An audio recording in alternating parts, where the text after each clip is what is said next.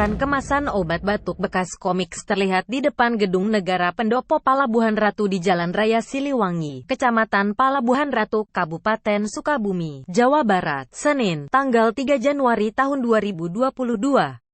Diduga sampah kemasan obat batuk Komix itu sempat digunakan warga untuk mabuk atau mencampurkannya dengan minuman keras. Pemandangan itu tentu mengotori gedung negara. Terlebih tumpukan sampah Komix itu dibuang di atas pot tanaman yang ada di depan pendopo.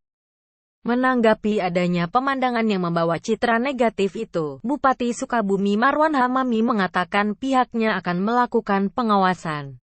Diketahui, gedung negara ini berseberangan dengan alun-alun Palabuhan Ratu yang merupakan salah satu tempat favorit warga, baik anak-anak, orang dewasa hingga para orang tua untuk bersantai atau sekedar nongkrong.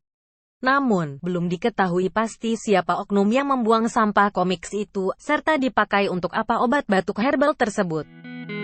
Terima kasih sudah nonton, jangan lupa like, subscribe, dan share ya!